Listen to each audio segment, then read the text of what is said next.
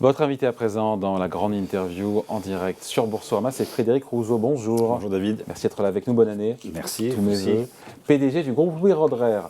Très belle année 2022, très beau millésime. 330 millions de bouteilles vendues, 10 millions de plus qu'en 2021. Donc les ventes de champagne ont atteint des niveaux records qui nous renvoient vers 2007-2008, c'est ça je crois. Oui, absolument. Oui, c'est historique. Comment on l'explique? Est-ce que pour votre groupe, au-delà du champagne et de la champagne, est-ce qu'il en a été de même?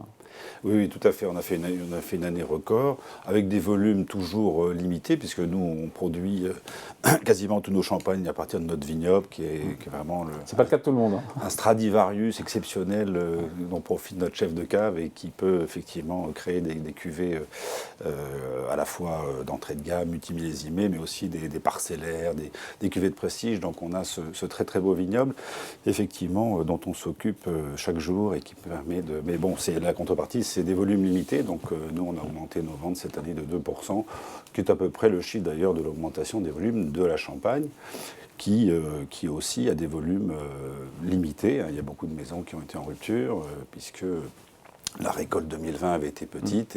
C'est pas de la pénurie organisée. La demande est très forte. C'est pas de la pénurie organisée. Ah non. Il y a une vraie reprise. Si vous voulez, le champagne, je pense que les vins mousseux et le champagne, qui est vraiment le haut de gamme des vins mousseux dans le monde, il y a une vraie demande de vins mousseux dans le monde depuis le Covid, je ne sais pas pourquoi. Les gens trouvent dans les vins mousseux, dans le champagne, une forme de plaisir, de rapport plaisir, image, qualité qu'ils trouvent chez eux. Et donc il y a une vraie demande depuis le Covid et le champagne s'inscrit parfaitement dans cette demande. Et ce sont surtout les exportations qui ont tiré la demande. Je me suis dit, mais d'où vient cette demande étrangère? Alors oui, les exportations, mais je regardais les chiffres là, ce matin, fin novembre, parce qu'on n'a pas les chiffres par pays. Il y a effectivement des pays qui s'en sortent mieux que d'autres, qui augmentent, d'autres qui baissent. Donc la demande globale... Quels sont ceux d'ailleurs qui augmentent et ceux qui baissent?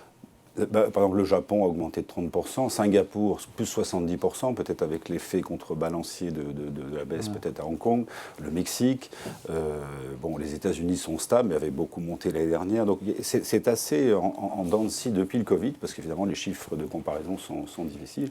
Et nous, pareil, on exporte de façon assez équilibrée, surtout aux États-Unis, en Angleterre, dans les marchés mûrs, au Japon, et on a toujours avec une production assez limitée. Le dollar fort, ce qu'on a eu l'an dernier, ça a pu évidemment soutenir cette demande, notamment nord-américaine. Alors ça, c'est vrai que c'est l'effet... il y a l'effet volume, de 2-3% d'augmentation des volumes, et puis il y a l'effet devise, l'effet mix prix aussi. Chez nous, c'est vrai que notre prix a augmenté pour répercuter les coûts de l'inflation, mais c'est surtout le mix de nos vins, puisqu'on constate effectivement une demande de plus en plus forte, chez nous en tout cas, de vins millésimés, de vins parcellaires, de vins un peu plus élaborés. Il y a une montée en gamme. Il y a une vraie montée en gamme. Qu'on voit chez vous ou qu'on voit même sur le marché en général? Je pense aussi également sur le marché, puisque le prix moyen de la Champagne a monté de 10% cette année. Donc il n'y a pas qu'un effet augmentation de prix, il y a un effet mixte et monté en gamme. Et c'est vrai que nous, on s'inscrit complètement dans cette tendance de proposer... En fait, il y a 60 ans, le champagne était servi essentiellement au dessert. Et puis petit à petit, ça a été un vin d'apéritif. Et puis maintenant, c'est un vin de repas. Qui peut se marier avec des plats, qui peut vieillir remarquablement. Le champagne est un... Comment on explique ça, cette transformation, encore une fois, de son usage? Les champenois qui savent qu'ils ont un joyau dans les mains, parce que les terroirs de Champagne sont ces terroirs crayeux magnifiques, qui n'existent que là. Il y a ce climat très septentrional et qui fait des vins vraiment d'une grande complexité, des vins de garde. Donc on peut garder des champagnes 10 ans, 20 ans, 30 ans. On peut garder aussi longtemps des champagnes? C'est fabuleux. En fait, c'est fabuleux. On boit les champagnes toujours trop jeunes. Cristal, par exemple, chez nous, c'est un vin qu'aujourd'hui, on propose en vinothèque, c'est-à-dire au bout de 20 ans. Donc là, c'est le millésime 2002 que l'on va mettre en marché cette année. Donc il aura 21 ans. Et c'est absolument extraordinaire, quoi. C'est d'autres expériences et d'autres émotions, parce qu'on est là aussi pour créer des émotions. Ça reste abordable en termes de prix, un millésimé 2020? Il a fallu le garder 20 ans, donc forcément le prix n'est pas le même qu'au moment où il est sorti. Mais... Bon. Les exportations, je disais que ça représente pour l'ensemble du marché 57%, c'est beaucoup, des volumes écoulés. C'est encore plus chez vous? Plus on monte en Chez gamme, nous, oui, plus, on est à 80%, ouais. donc on exporte dans 100 pays. Mais vous savez, on a été créé en 1776, donc on a pu développer l'export depuis plus de 240 ans. Donc oui, on a des pays, c'est assez équilibré en fait. Et il y a des nouveaux pays comme le Japon. Hein, il y a 40 ans, on ne buvait pas de champagne au Japon. On a oublié de mentionner la Chine tout à l'heure. C'est vrai que par exemple, la Chine a baissé de 50% ses ventes cette année parce que évidemment le pays était un peu fermé. Ouais. Pour vous aussi, pour l'ensemble du marché, la Chine, la baisse de 50%. Pour le marché. Donc la réouverture de la Chine, c'est une très bonne nouvelle pour vous. Bah, probablement, mais ce n'est pas encore un pays qui apprécie forcément le champagne. Ouais. Mais le potentiel est énorme, on peut se dire. Mais probablement un beau potentiel. Oui. Et qu'est-ce qu'il faut pour que tout d'un coup, le bouchon saute et que les ventes décollent Encore une fois, je pense que la Champagne, d'abord, en Chine, on est heureux du record des ventes, mais on est aussi heureux d'avoir rentré une récolte absolument magnifique en 2022. Ouais. Donc c'est vrai qu'on est un peu sur un petit nuage. Malgré la sécheresse Oui, c'est cette craie, ces sous-sols crayeux, ça garde l'eau, ça garde l'humidité, même quand il fait très sec, la vigne arrive à prendre de l'eau dans ces terroirs. Mais oui, je pense que, en tout cas, nous, c'est notre stratégie, c'est vraiment d'élaborer des champagnes d'amateurs, des champagnes de garde, des champagnes qui vont accompagner des repas. Et les gens pensent toujours champagne apéritif. Maintenant, il y a des champagnes magnifiques de garde. On a sorti des vins millésimés, Cristal Vinothèque aussi, mais on a des vins millésimés qui reflètent des territoires particuliers en Champagne. On les a sortis sur la décennie 90. Vous voyez, il y a 5 millésimes, là, 90, 95, 96, 97. Bon, c'est des vins magnifiques, en toute petite quantité, parce qu'on n'a pas, on parle de 2000 bouteilles.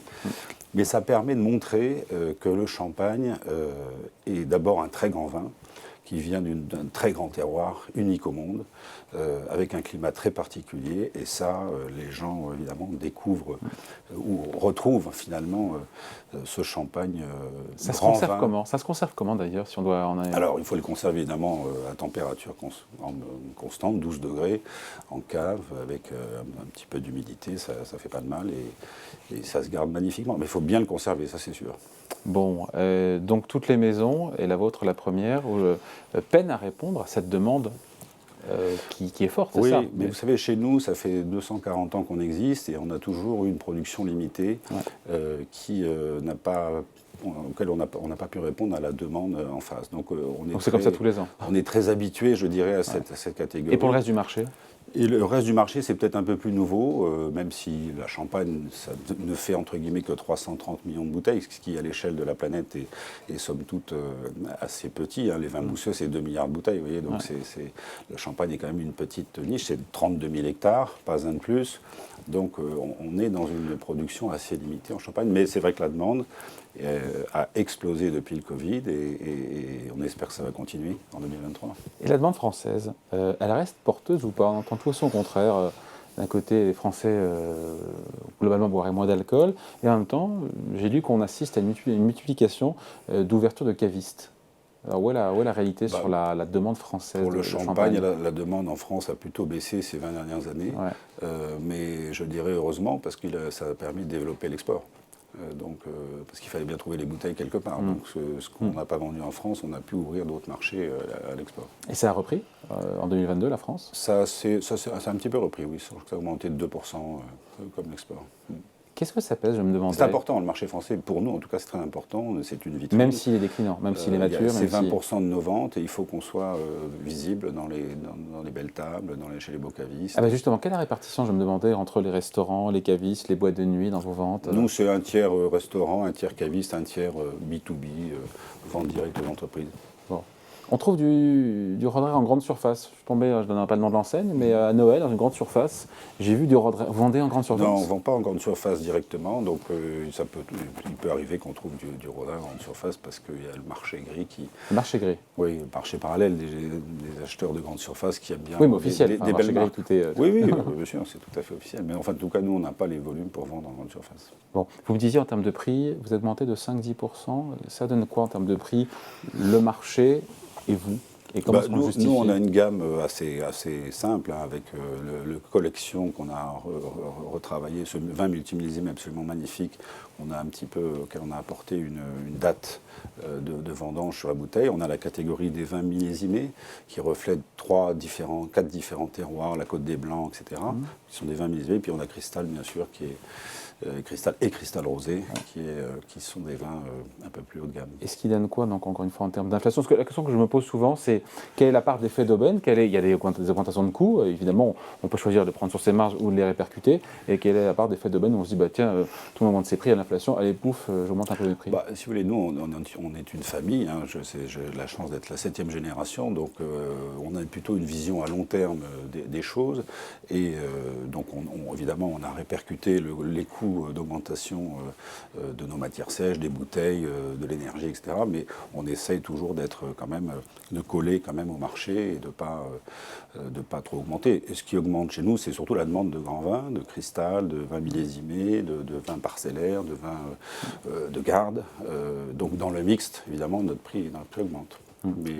Et vos coûts, tout ça reste maîtrisé, l'énergie, le coût, tout a augmenté entre 5 et 10%, hein, les matières sèches, les bouteilles. On espère qu'avec ce qui se passe aujourd'hui et demain, peut-être que l'inflation va commencer à baisser et permettre de stabiliser un peu ses coûts et donc le prix de vente. Ouais.